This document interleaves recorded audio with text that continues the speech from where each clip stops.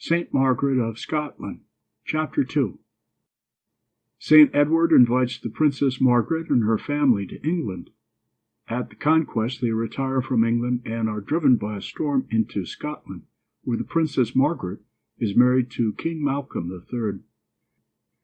As time went on, and St. Edward felt himself growing old, without a child to whom he could transmit his crown, he resolved to invite his nephew, Edward, to come with his family to England, probably intending to receive him and entertain him as the future heir of the kingdom.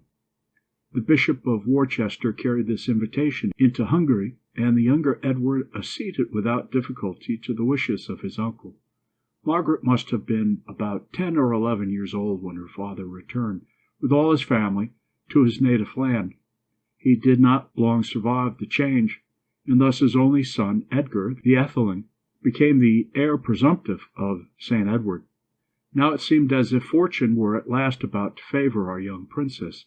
She was now more nearly in the position to which her royal descent entitled her. She seemed destined at no remote day to become the sister of the reigning monarch, with the bright future incident to her position opening before her. In other respects, too, she had lost nothing by her change of residence from Hungary to England. She had left the court of St. Stephen only to enter the court of St. Edward, in which the bright example of the beautiful Queen Edith was only surpassed by the life of her holy husband.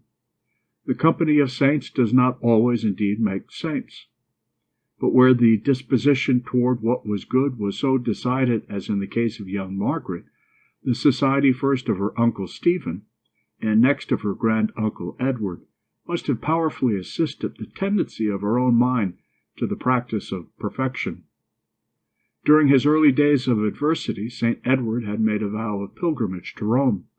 Afterwards, when he proposed to redeem his pledge, his counselors strongly opposed it, representing to him the extreme danger of leaving his kingdom in those critical times, when several neighboring states were watching their opportunity to snatch the crown of England from his head. He therefore solicited and obtained leave from Pope Leo IX to compound for the remission of his vow on certain conditions.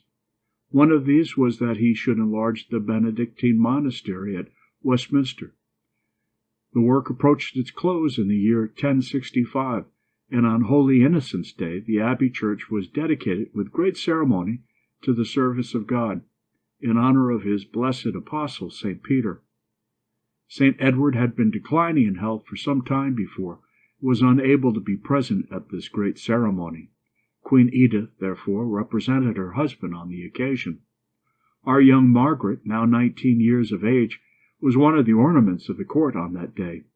Within a few weeks she took part in the second pageant which that venerable abbey has witnessed. Within a few weeks she accompanied Queen Edith, as the holy remains of St. Edward were carried to their last resting place.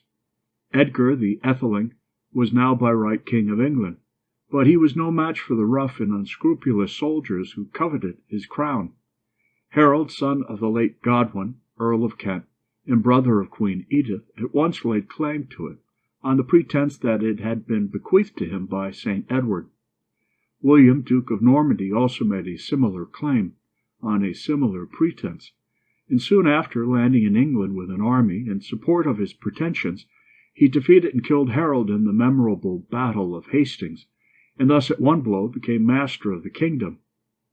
A faint but unavailing attempt was made to support the claims of Edgar, but it was soon abandoned as hopeless, and the dark clouds of misfortune again gathered round the Princess Margaret and her family. Her brother, finding nothing but humiliations in store for him if he remained in England, prepared to return to Hungary with his mother and his sister Margaret. Christina, it seems, had by this time left her family to follow the life of a nun. Margaret then, with her mother and brother, sailed from England, a few months after the Battle of Hastings, intending again to claim the hospitality of the Hungarian court. Providence, however, had very different designs for the refugees. A storm overtook them on their short sea voyage. They were blown out of their course into the Frith of Forth and Scotland, and found a harbor of refuge on the coast of Fifeshire, a good many miles from the mouth of the Frith, at a place which was afterwards called St. Margaret's Bay, or St. Margaret's Hope. A few years before this event, the crown of Scotland had been recovered by Malcolm, the third sovereign of the name, called also Keen More or Great Head. The tragical end of his father Duncan has obtained a wide celebrity from the genius of our immortal Shakespeare. Young Malcolm fled from the usurper Macbeth, and found an honourable retreat in England with St. Edward, who further assisted him with an army under the command of Siward, Earl of Northumberland.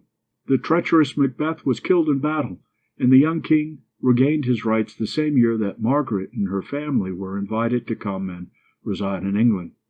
He was living with his court at Dunfermline in Fifeshire, when news was brought to him that the royal English exiles were wrecked upon his coast, and within a very few miles of his residence. With characteristic generosity he made haste to repay the debt that he owed to St. Edward by conducting the refugees to Dunfermline, where he made them welcome to his best hospitality. His goodness of heart was in no long time amply overpaid by his obtaining possession of the heart and the hand of the Princess Margaret, then in the flower of her youth and beauty.